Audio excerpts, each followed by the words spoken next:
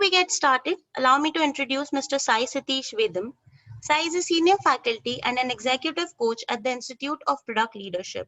He was most recently the Director of Product Management at Oracle. Hi Sai, it's so good to have you. Thank you, Sonal. Hello, everyone. I hope you're all doing fine, staying safe.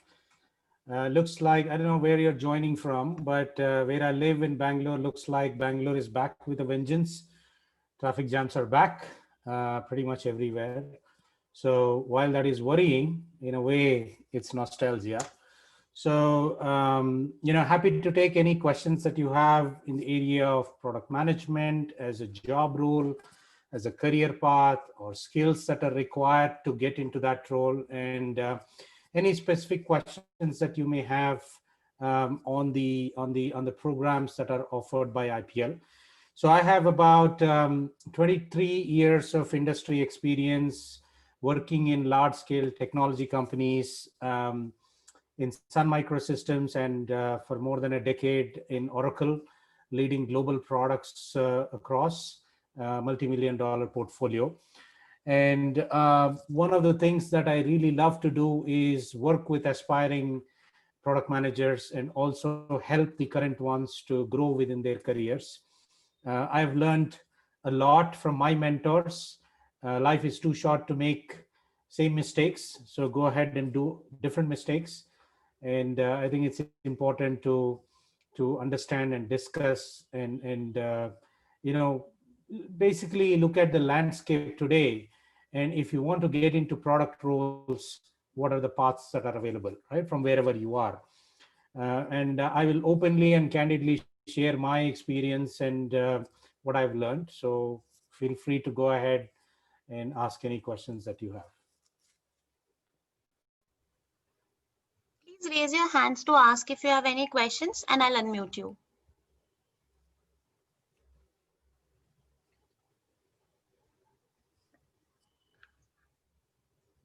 Okay, we have Ashley. Please go ahead and ask your question, Ashley.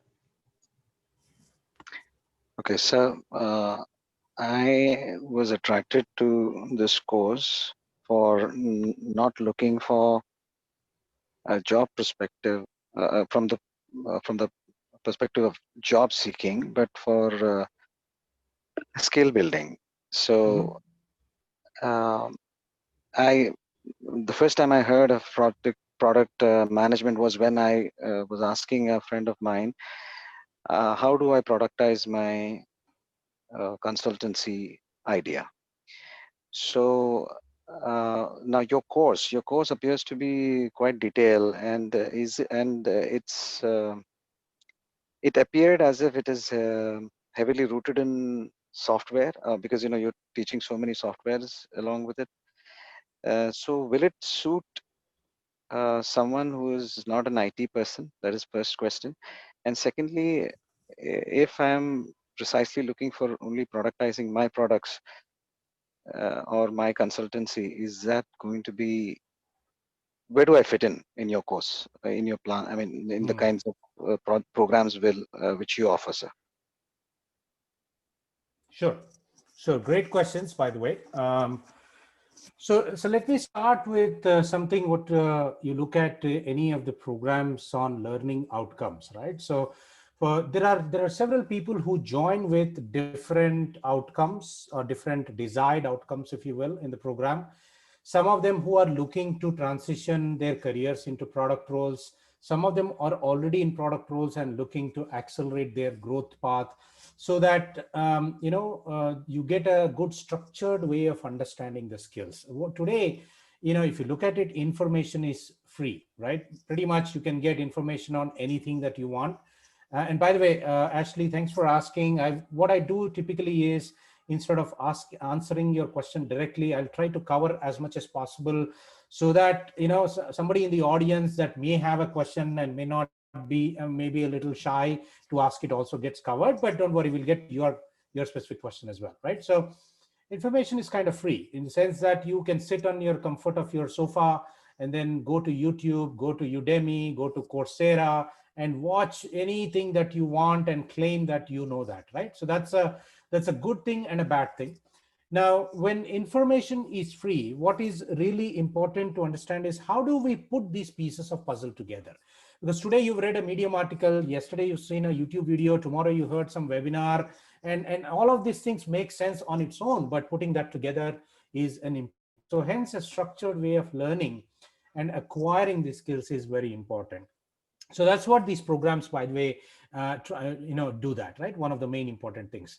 So several folks come with different outcomes, as I said, and there are people who in fact even join these programs to, with an entrepreneurial ambition, because entrepreneurship at the early stage is nothing but product management, right? Essentially, you're trying to find out what is the problem or the pain point in the market, and how do I build a solution, whether my solution is the right solution, and how do I take it to market. All of these things in larger companies and companies that have figured that product problem solution fit is where you have product managers. Now, what is very interesting is if you ask the question, what is a product, right? So often many people have this notion that a product is something, a commercial off the shelf, whether it is a SaaS software, whether it is on-premise software, whether it is a physical product. Now, all of that is true. But what is also interesting, if you observe, is the distinction between a product and a service is blurring, right? So for example, if you have a consulting service, as you said, and a consulting service, as part of that, your job is to essentially understand the customer's needs and what they want to do, not in terms of what they are telling you that you should build it for them, but understanding their underlying problems or needs, and you come up with a way to solve that problem, right? But if you do that exclusively to one client, right, and you really don't have a way to repeat that or leverage what you've done for one or two, three people to other people, then it's not really product. You call this as a service, right? So now you can equate that to pure service offerings that are there. So if it's a pure service, product skills are not very useful. It's good to know, it's good to learn, but it's not going to be easy to implement in that context. However, if you want to leverage the efficiencies that you are putting together as part of your consulting engagement to one or two or three customers, there are of course going to be some variants around it, but apply this predictive, repeatable skills and practices of product management, there is huge benefit, right? So in that context, even if your outcome is not looking for a job or transitioning a job or a career acceleration, applying the productizing principles on your consulting service to see how can I predictably and repeatedly be successful is a great option. I think you should definitely acquire the product skills irrespective of where they come from, but also look at a structured way of learning that. Otherwise, we can be reading a lot of stuff, viewing a lot of stuff, and then racking our brains saying, where does this come in, right? So that's very important part of it. I hope I answered your question, Ashley. The second part regarding the software tools which you will be offering, sir, or teaching, sir. Sorry, can you repeat that? Regarding the software tools that you will be teaching. Of course. Very good. So first thing, an important thing to remember is none of these IPL programs that are there, right? Whether it is an executive MBA program, whether it is a short-term synchronous campus immersion program on product management or product marketing, or the Flex program, the international certification in product management program, they are not programs that train you in any tools. Now, in these programs, there are, IPL strongly believes in learning by doing, right? Which means in many contexts, you will have to get out of your comfort zone. You have to get out of your building, go talk to your customers. Now, of course, you might be wondering, what do we do in the COVID context? But there are smarter ways, digital ways, remote ways to do that. And as part of these things, by learning by doing pedagogy, you will be using certain tools tools, methodologies, concepts, and frameworks to be able to apply these skills, right? For example, if one of the day-to-day things a product manager does, whatever level that you are in, whether you are a junior product manager, whether you are a director of products, or whether you are a VP of products, you're constantly prioritizing, right? At some case, you're prioritizing features. At some case, you're prioritizing portfolio. In some cases, you're prioritizing investments. So in these contexts, what are the best tools that are used by the industry and companies that help you make their job easier? And hence, those tools are basically used to demonstrate, show and tell, using either a case study or using either a live project or anything to help you better understand that concept. So there is no tool-based training here, but pretty much whether you work in an IT industry, whether you work in a manufacturing industry, auto industry, financial services, any of those things, these are tools of the trade, not necessarily that are tied to the skills. So skills are different, and there are tools that will help you apply those skills better in the context of the job that you're doing, right? So one example is Jira. And if you're looking at designs and working with design teams for reviews, there are things like Miro and Mural. And there are, if you're looking at, how do I segment my customers to understand whether the product can be taken to this market or not, you will use some digital marketing tools. These are agnostic to IT or non-IT products. These are tools that you use it to make your job easier as opposed to building something. Yeah. So did that answer? Thank you, sir. Sure. Thank you, Ashley. Guys, I encourage all of you to raise your hands to ask the question. Okay, we have Avni here. Hi, Avni, please ask your question.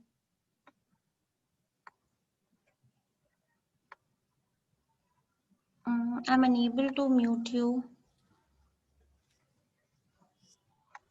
Just give me a minute.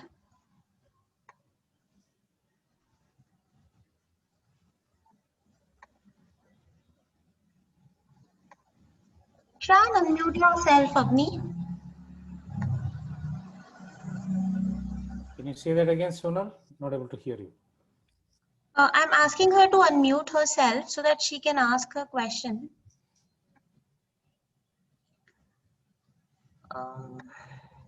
Yeah, Rakshit, go ahead. I think I can hear you. No?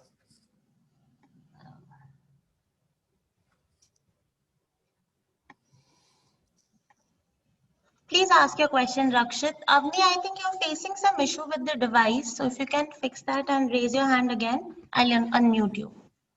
Yeah, hi. So I am a product manager, I would say a senior product manager with around 8.5 years of experience, majorly into B2C product management. So I would like to understand, how, if I wanted to, so my next goal, I worked on all the startups here with India, like with 2-3 startups.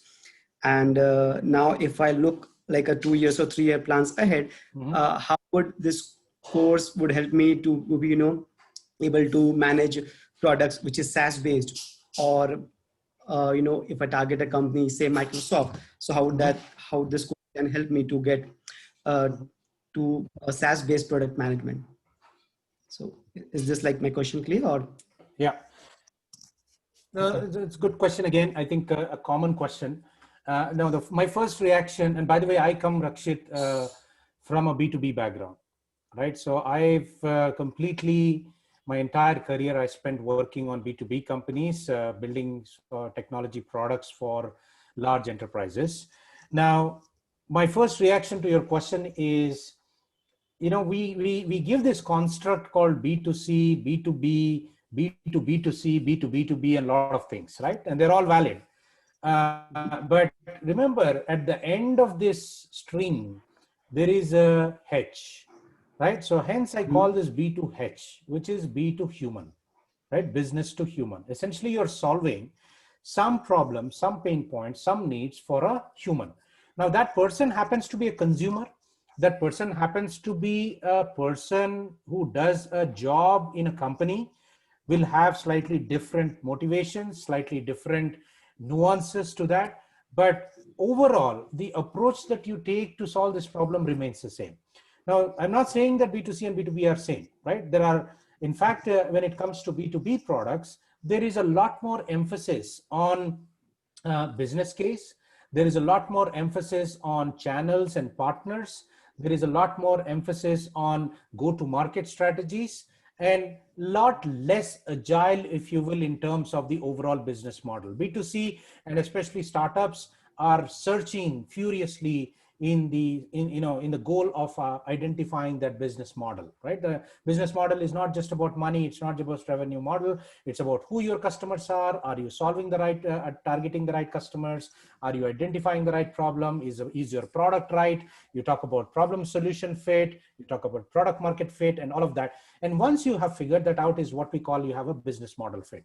And in companies like Microsoft, Oracle, IBM, and all these big companies that you have, most of them have the business model fit, which means now your job as a product manager is to execute on that business model, right? So yes, there are differences when you build a new product to a new customer segment, or you are taking an existing product to a new customer segment. There are certain aspects of the business models change.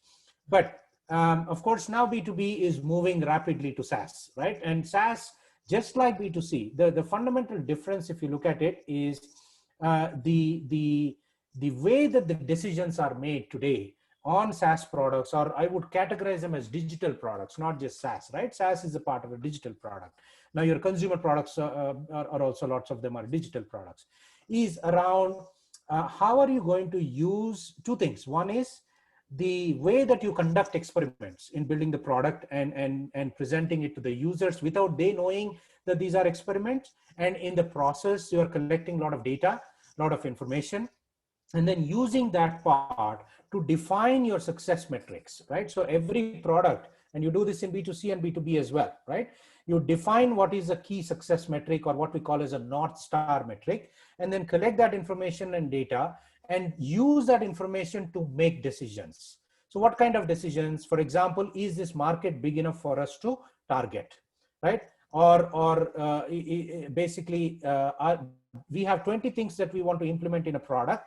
How do I prioritize these things, right? So let's use that data and information to do prioritization, to create roadmaps and all of that. So essentially, B2B, the fundamental difference when it comes to this digital products is the kind of North Star metrics that you use at a different stage of where the product is. In startups, in smaller B2C products, your emphasis is on getting to product market fit, right? And hence you're doing a lot of experiments, what we call as MVPs, to get there. I'm sorry for others if this is sounding like too much of a jargon, but what I'm trying to highlight here is the difference, especially in B2B and SaaS products, is fundamentally it comes down to using the different sets of metrics because you're in a different stage of the product life cycle. And the second thing is the way that you reach out and acquire customers are going to be obviously different, right? But the way that you're going to engage those customers and retain them is going to be the same, because customer has very low barrier to exit, which means they can just stop that subscription and get out of it, right? So which means they have to find the product valuable, whether it is consumer and B2B SaaS product. So there are a lot of similarities, and hence all of these programs fundamentally do not distinguish or differentiate between those kind of products.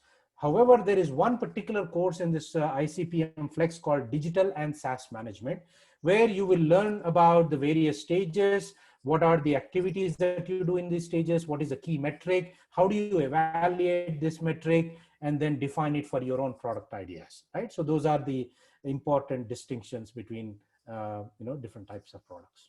Yeah, did that help?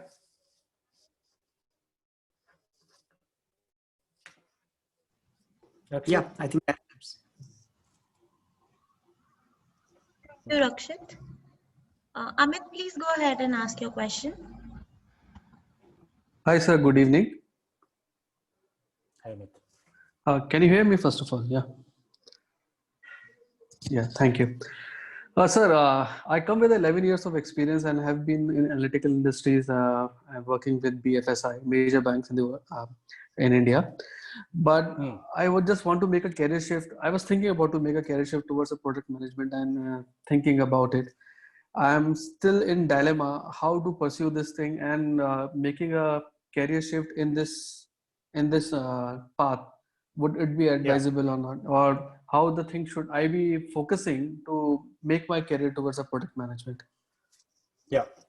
No, very, very important. I think many of us ignore a lot of things, and I'll try to highlight what I have seen work with other people and doesn't work with other people. What doesn't work, especially if you are 7+ years, 10+ years work experience in today's job market is hoping and praying that you will get something as based on your resume.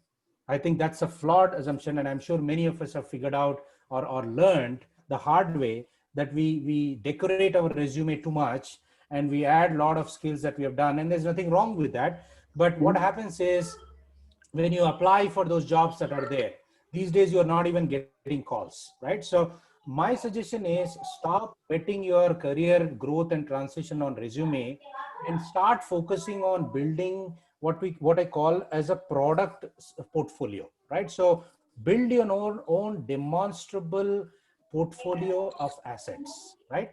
Now, this might sound, for somebody who comes from a design background, quite straightforward. If you look at any designer, they actually build a portfolio, because showing somebody what designs you have done, what audits you have done, how you approach a particular design problem is much more easier and natural. But we need to take a very similar approach to building a product portfolio, which means basically a set of assets that you can demonstrate to your prospective employers to say, look, not only do I have skills, but I'm able to demonstrate them in the context of a real world problem or real world project or real world idea. Now, which means the first prerequisite for that is to learn the right skills, right? So three things I say that in the context of skills. One is, learn the right skills, learn it from the right people. Now, this might sound a little bit obvious, but a lot of people are out there who are teaching these things who have not done it, right? So hence, it's important to focus on learning from people who actually do it in their daily lives, right? Who are people in product leadership roles, who are in leading products, building products, taking products to market. Because at this stage of career, more than the frameworks and theory and concepts, what you need is a pragmatic wisdom and practical point to say, this is what works and this is what doesn't work, right? So the second part, which is learning from the right people, is very important. And the third one is learning the right way, right? Now, as I said, we can learn a lot of things in different ways. You can read books, you can watch videos, you can read Medium articles or LinkedIn articles and claim that you have certain skill. But unless you actually put yourself in a position and in a situation where you apply those skills in some real world projects or products, that learning is not complete, right? So from a skills point of view, those three are very important. The second one is, as I said, building that demonstrable assets of portfolio, right? Which so as you work on these projects and products, you need to build that. Some of you are great speakers. Some of you might be writers. Some of you can actually do YouTube videos on a particular thing, right? So these are the assets that you need to build to demonstrate those skills. Now, it is not enough, again, if you just have these skills and able to demonstrate it. As much as that is important, it is a necessary condition, but not a sufficient condition, right? So which means now you should have access to a network of people, especially hiring managers, right? Many of you, I'm sure, have realized that you've applied that resume and not gone anywhere, right? And unfortunately, you conclude wrongly that there is something problem in your resume, and then you get demotivated, right? So my suggestion is, flip that strategy completely. You now need to find a community or group of people or a network that will basically help you get hired, right? So which means a network of hiring managers. And the third one is, when you have these skills, you need to be able to present them. The art of communication, the art of presentation is so critical in product roles that not all of us are natural in it, mainly because English is not our mother tongue and we have learned about it, but you need to constantly practice it, right? So which means you need to put yourself again in situations where you are forced to practice it. Otherwise, all of us can chill and say, someday I will learn about it, right? So that's absolutely important. Now, the other interesting thing, especially in the IPL programs, is there is something called a career club, right? Now, this is a very important one for many of you who are looking for transitions. Is IPL's career club is where they bring in the hiring managers from the industry with an understanding that, look, most of the participants in various IPL programs don't have the title of a product manager, but we believe after going through these programs, they have acquired the skills, they can demonstrate these skills, and hence you should evaluate these people in the context of that. And so there are many companies that come to IPL on a weekly basis, by the way, and are hiring people. So you should also be part of that environment and leverage that environment. So this is not a one thing that if I do some degree, some certification, that I will get a job, right? Unfortunately, that is not true.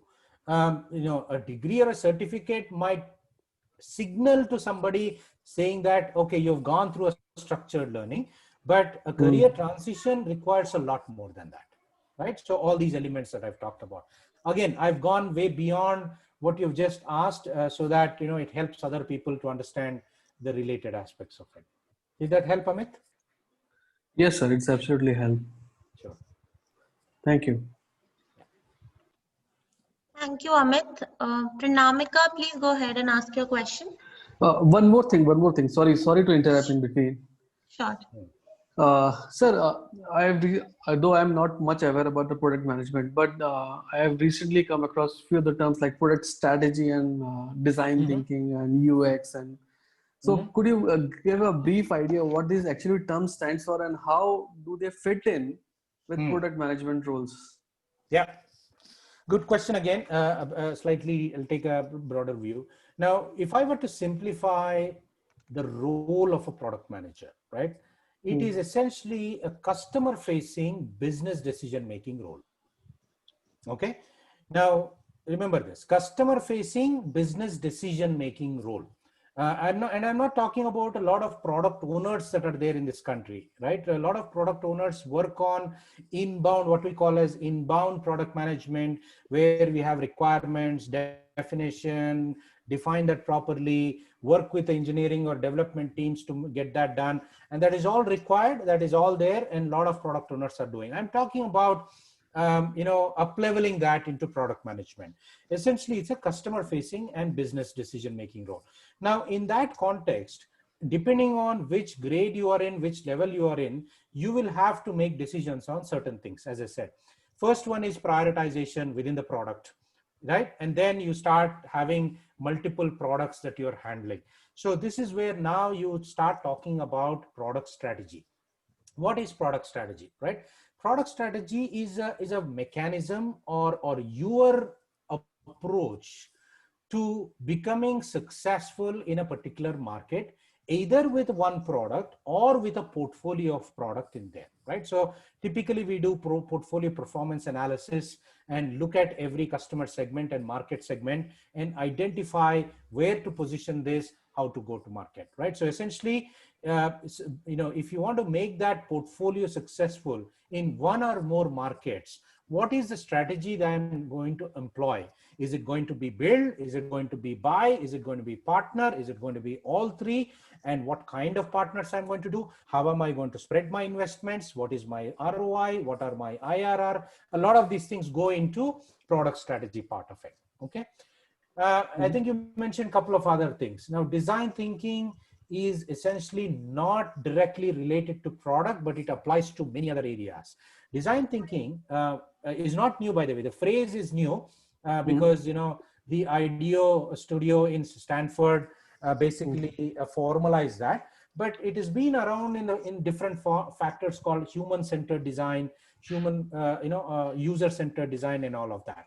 Fundamentally, what it focuses on is understanding your customer so deeply, so well, that you will uncover latent needs, even though that they are not aware that they have needs. And hence you can create products or services or solutions that can delight these customers, right? So design thinking is a very structured way of learning that stuff. Now, there are a lot of small techniques, frameworks, concepts that are there, and hence design thinking is applicable even outside the product management part of it, right? So it applies. Lots of user experience designers use it. Lots of service designers use it, by the way. And it's a very generic and fantastic approach to learn a lot more about your customer, their environment, their challenges, their behaviors, their aspirations, their goals, and a lot of these things. It's a whole art plus science combination that you come back and then you start looking at and saying, shall we start addressing those pain points and needs, or shall we look at these ones, right? So that's a process of discovery. So that's an important part of it. Okay? I don't know, I don't remember what was the other one, but I think this covers most of what you're asking. Yes, sir, it did cover. And thanks a ton, sir.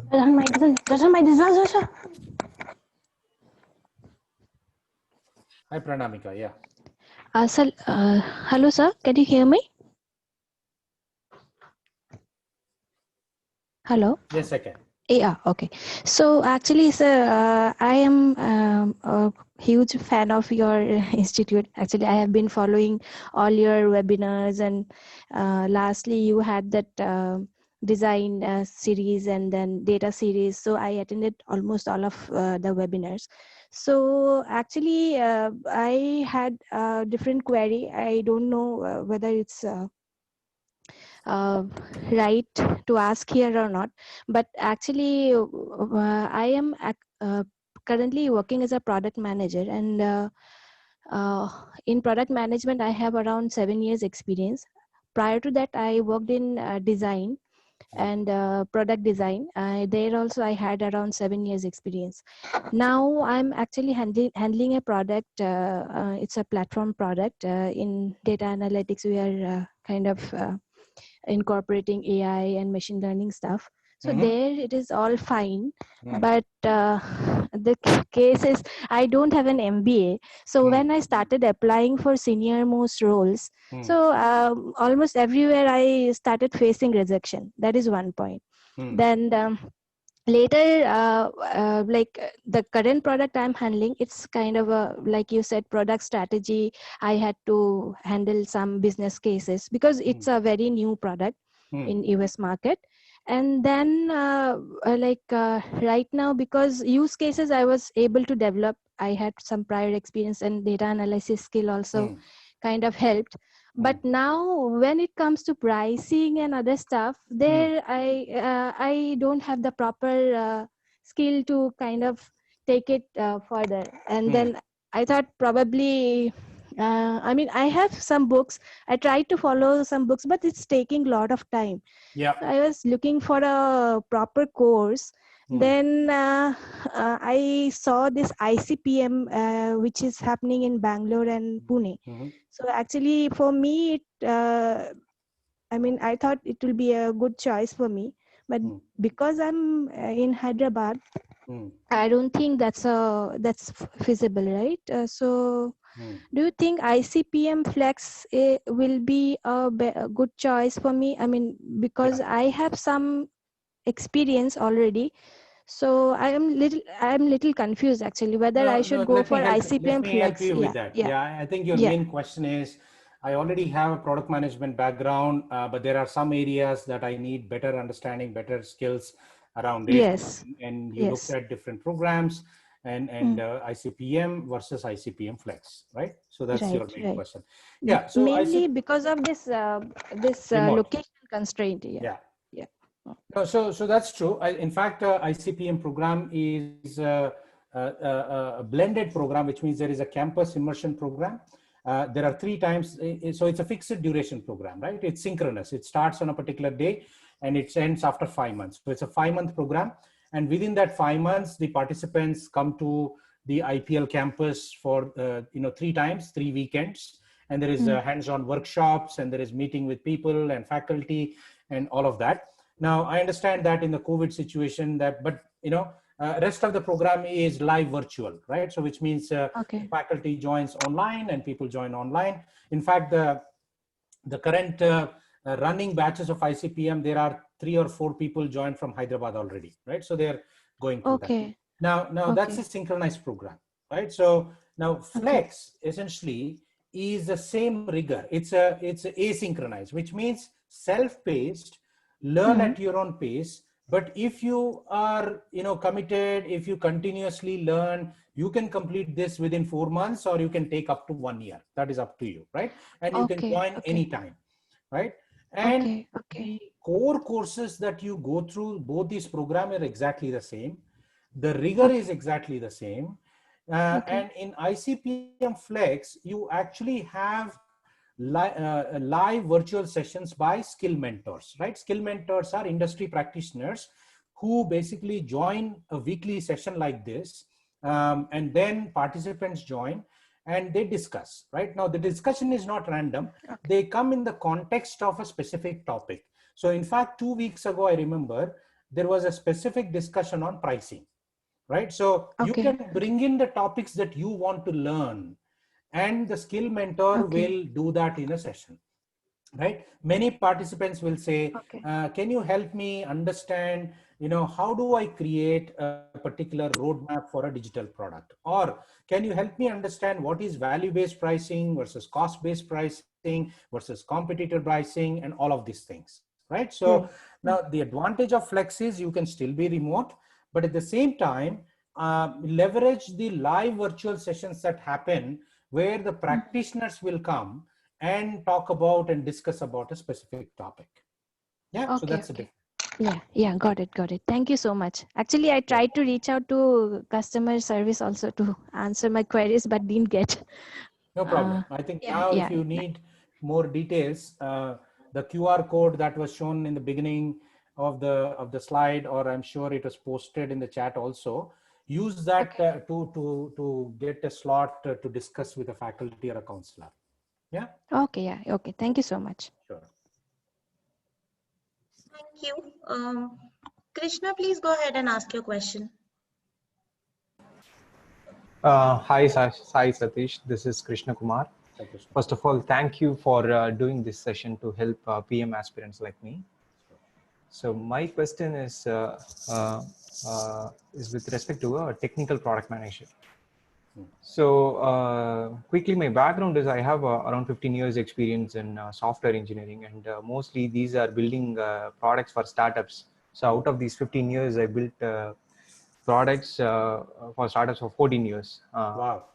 Right. So, and just 1 year experience in Infosys, right, as a fresher, right. So I didn't learn much about the process and other things the enterprise usually covers, right. So out of this, I built couple of B2C products for startups, and others are mostly B2B, right. So I have been in the complete phase of prototyping a product, trying to see the market fit, and then actually taking the product to the first customer, then to the 10th customer, and things like that. Failing in the products, right? Building products both for Indian customers and also for the US based customers, right?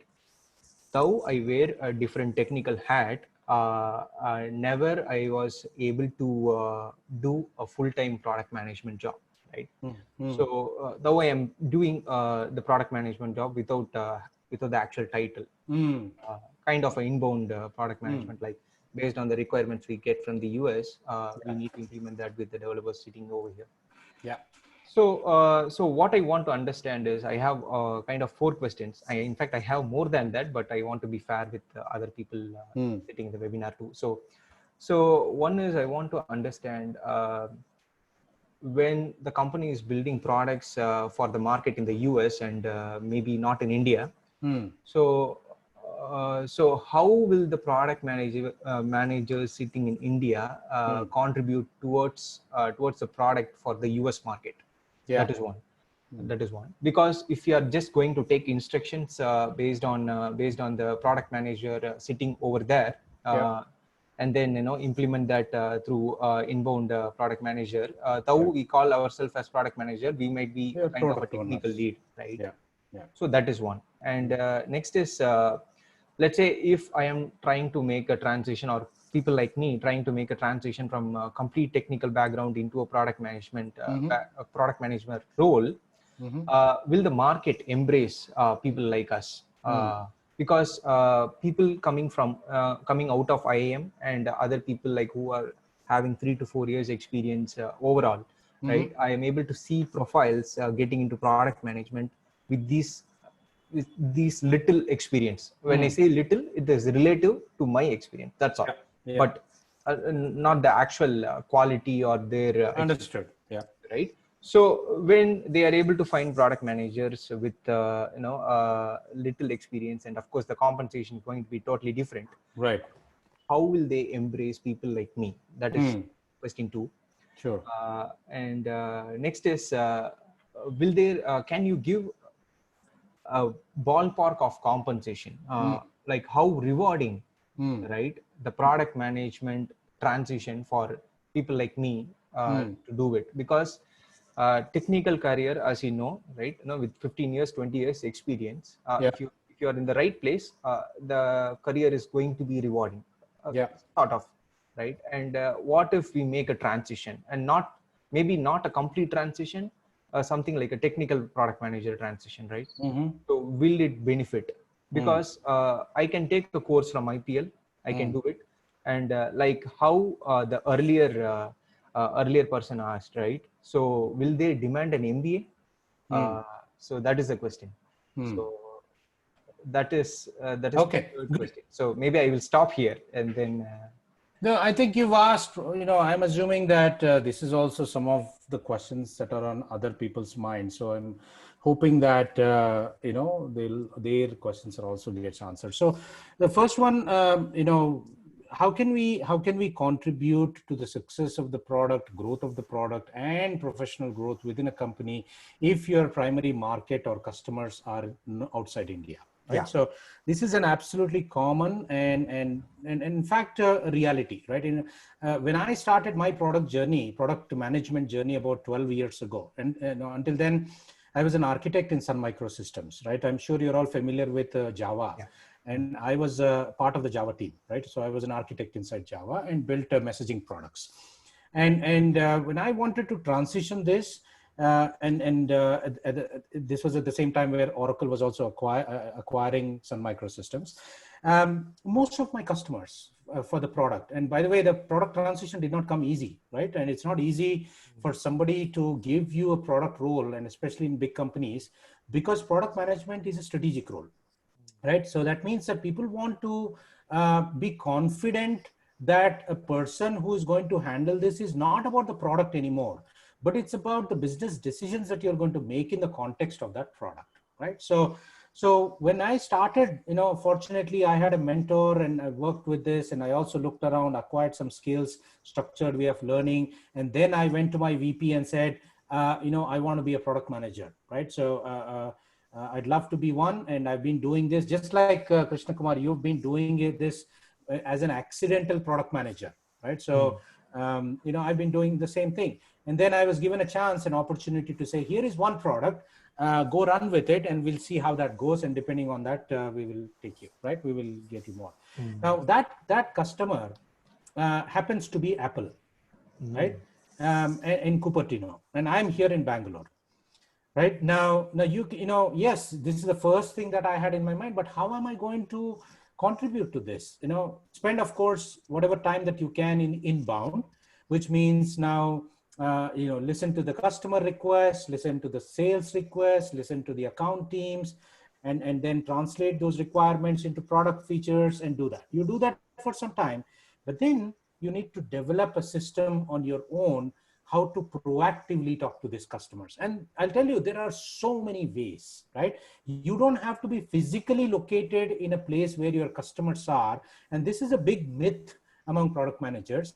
Yes, sometimes it becomes easier, but, and eventually, 7 years later, I've been managing 63 customers in 6 different countries, right? And not moving from Bangalore. Of course, once a quarter, twice a year, you go and visit and come back. But there are so many forums where you will need to create and take advantage of to be able to talk to your customers directly. One obvious example I'll give you, without going into too many details, one obvious example, right? When your customers are complaining about something, we often basically believe that it is the job of a customer support team or a service team to solve that, right?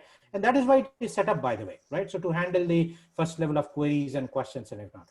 But that's a gold mine for you to talk to the customer and understand their pain points and jobs. They are coming and reporting a bug or an issue in your product, but that's an opportunity for you to say, can we discuss about what are you really trying to do here? What are you trying to accomplish? What are the pain points that you have? How are you going about doing this? And in the process, are there inefficiencies, right? So that's one just example. There are 5, 6 areas like that where you can plug yourself in and understand your customers to do that. Now, the next one is, of course, go to market, right? Go to market is, where your market is, where your sales team is, where your marketing team is. As a product person, you collaborate with product marketing teams and sales teams to enable them to sell it in that market, which means now as you work with these customers, you will understand that dynamics of that market. So these are all things that somebody can mentor you and guide you, but not something that can be learned in any course, Krishna Kumar. But which means that you really need to put yourself again in an environment which provides you that coaching and mentoring, right, from practitioners. So that's an important part. Now, the second part is, technology. You've been an engineer moving into product roles.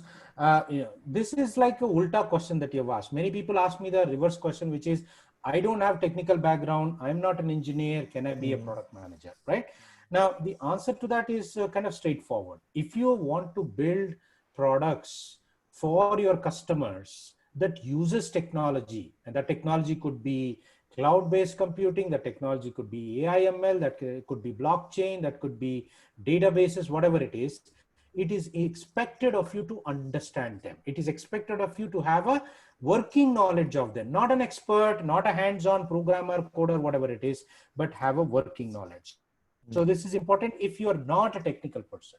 Now, if you're a technical person, there is a big advantage to me, as far as I'm concerned, because I've been in that role and I've transitioned into that, which I've been, in 8 or 9 years. And by the way, for 7 years, Krishna Kumar, I had this call with Apple every day. Every day I had a call with Apple. 7 years. I got fed up of it. I knew these people, their spouses, their dogs, and everything. That level of detail, right? Now, anyway, so you come from a technology and engineering background. Now you are considered the expert in either that technology or the product, right? So you know that product very well. Now you start focusing on the business aspects of it and the customer aspect of it. So there are 3 contexts. It is important to remember a product management happens in 3 contexts. One is what we call as a customer context, a business context, and an innovation context. A lot of inbound product managers are focused on the innovation part of it, which means let's build that, let's fix this, let's enhance this, let's improve this, all of that.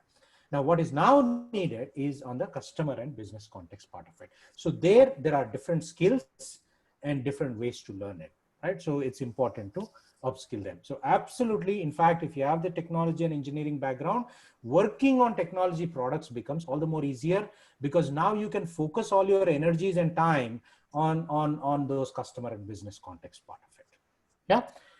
Yeah. Third one, compensation, right? This is fascinating because now, since you said you had 15 years experience, right? My suggestion to you would be that don't aspire to get into product management role. You should aspire to get into a product leadership role, right? Now, what that means is you don't have to have a title of a product manager to be able to make the business decisions. What that means is you should understand the cross-functional aspects of the business, right? If you want to grow as a leader within your organization that understands this product, your customer and business, you have to have these cross-functional skills. The challenge is if you target a title of a product manager, whether it's technical, whether it is a senior product manager or anything, is you probably may already be at the threshold of the compensations that they do, right? Now, in fact, recently I was talking to a hiring manager in an MNC.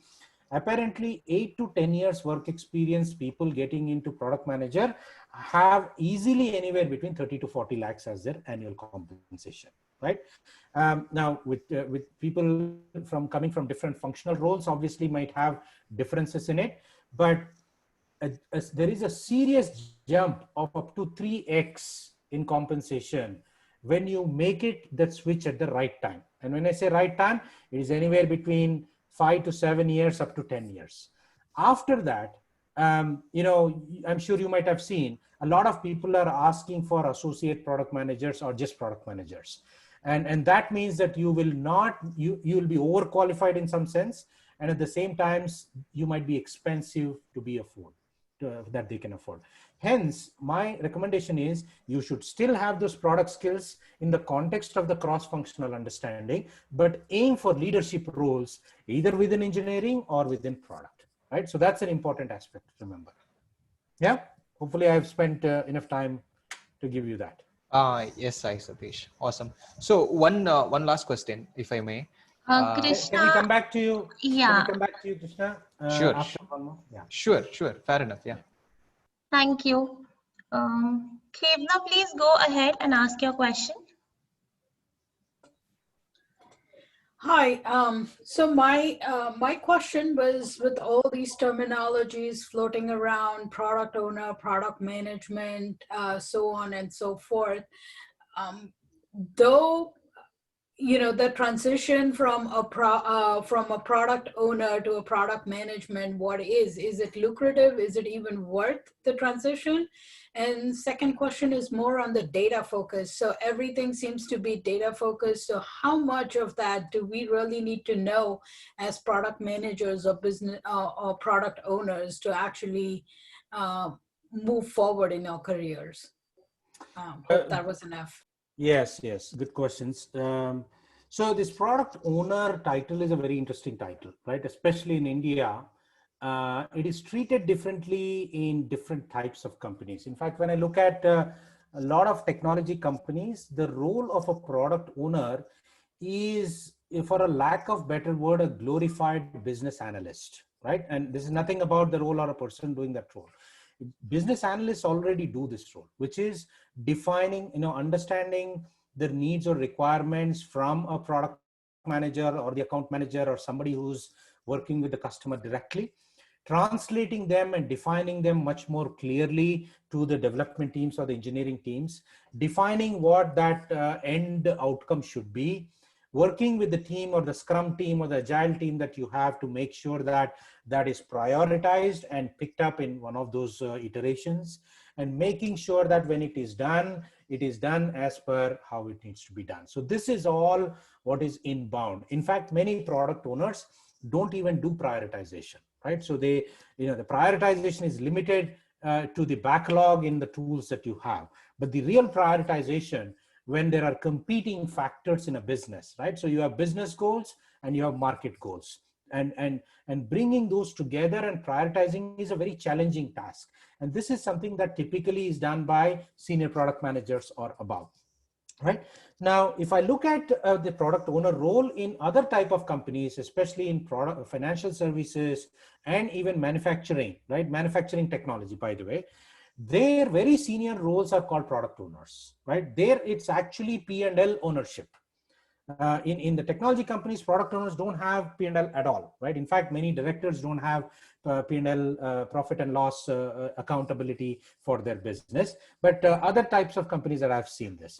So is it worthwhile? I think, again, if I were to focus on where my experience lives, which is in the technology aspects of it, absolutely worthwhile, mainly for two reasons. One, that is a growth path for you to actually now start becoming the business leader, right? Otherwise, you might be an expert in the product. You understand all the features, capabilities, because you helped build that with the team. But beyond that, there is no exposure, there is no growth path. So the immediate step from product owner is a product manager. And that slowly starts opening the doors for why we are doing what we are doing. That's a fundamental question here. A lot of us spend time in doing what we were asked to do. But now when you get to a stage where you're saying, why are we doing what we are doing? Then a whole set of questions open up. And from a compensation perspective, I think there is a huge gap between product owners and product managers. So from all practical purposes, I believe this is a very lucrative and challenging role.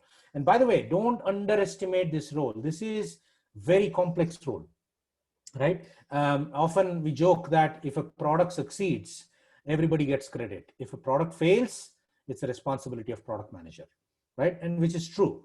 And so somebody who really loves and has a passion to build products, to solve problems in the market, work with various stakeholders to get that done, is the right role for them. So it's usually not for everyone. So but it's a very, very fascinating role. And, at the end of the day, you might come back a little frustrated, but next day morning, you ask any product manager and they'll tell you, they'll basically say, wow, let's do this thing. It's so exciting, right? And what about data? Sorry, I was just trying to put a second question. So data, of course, you can't escape data analytics, data science these days, but put that in context, right? While essentially you have experts like data engineers, data analysts, data scientists, and machine learning modelers to actually come up with different models, curate, process the data, parse the data, and see how we can apply the models to it. The role of a product manager in these things again goes back to fundamental aspects of decision making, right? So your data scientist might come back with 3 models and say, look, these are the 3 best models that we think we can solve this, one using recurrent neural networks or whatever it is. And it's a job of a product manager not to question the choices that were made, because the experts are data scientists. But now you're going to apply that in, what is the ROI on this? What is the cost on this? What is the complexity on this? Should this be built from ground up, or what is this going to impact time to market? And is this a high priority right now? So that is one aspect of it, right? Data-driven product management is what we call. The other aspect, as I mentioned, is today digital products are collecting humongous amount of data, right? Both B2C, B2B, SaaS products and everything. Now, how do you make sense of this data, right? So you focus on, let's say, either you focus on saying, are we acquiring enough customers? Or if your focus is on, are we keeping enough customers engaged in our product, which means are they coming back to use our product repeatedly? Now, these are the kind of decisions. And what feature do we enable, disable, build, not build, A/B test? Everything is based on data these days. Of course, a lot more happening on digital products, which means digital B2C consumer products as well as B2B, but not every product has moved there yet, right? So it will get there, but it's a good skill to have. It's an important skill to understand. Okay. Yeah? Thank you. Sure. Thank you, Kevna. Sindhu, please go ahead and ask your question.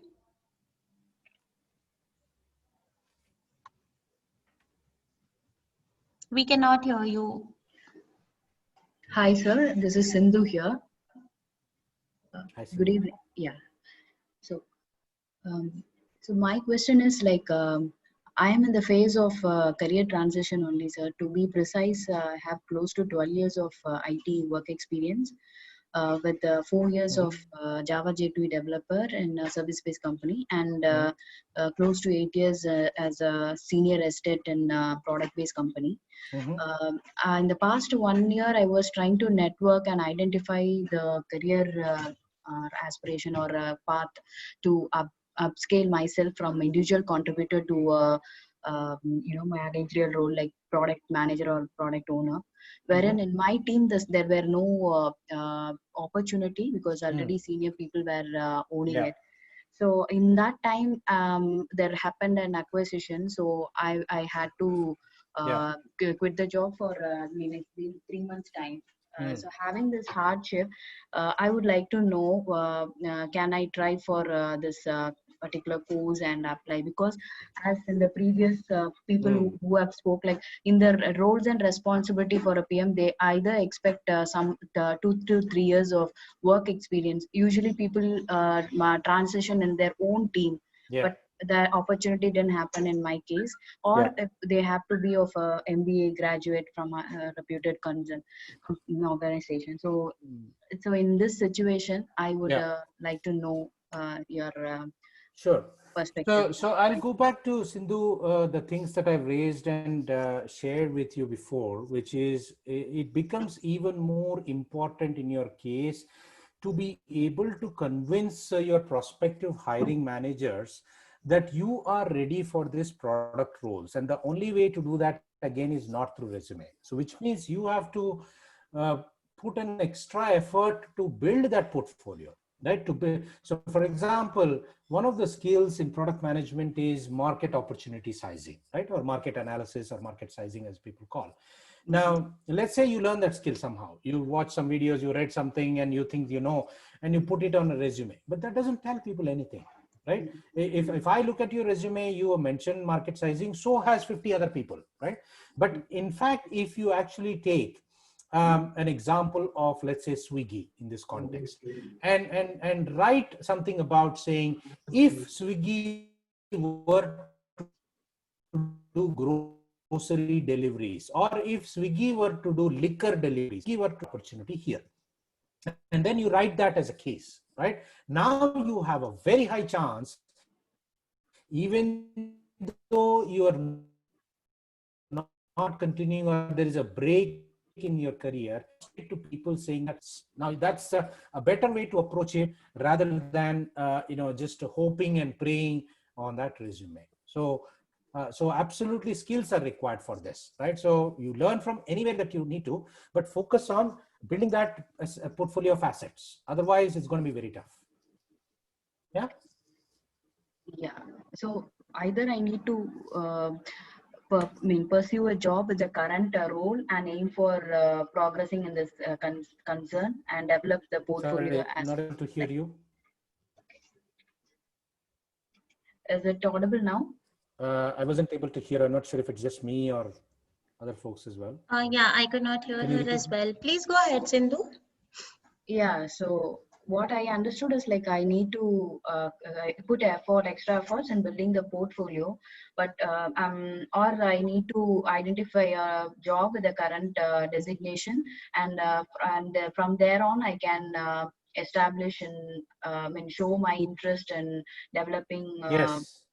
aspiration towards PM. That would be the right So approach. same thing, right? Learn those right skills, build that portfolio, connect with the right set of people, and start actively pursuing the opportunities, whether it is in the same company or different company. If your company is not providing you that opportunities, unless you have a very strong reason to stay, there is no reason. Get out and look for other places.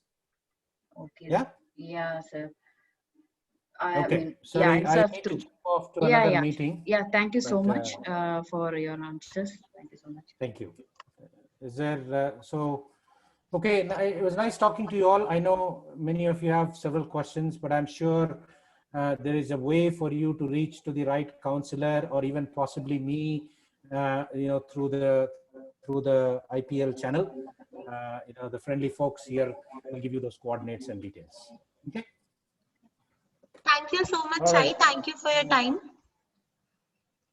Thank you everyone for joining us. I understand that we could not take some of your questions. Thank you all. Please reach out to us. All the best.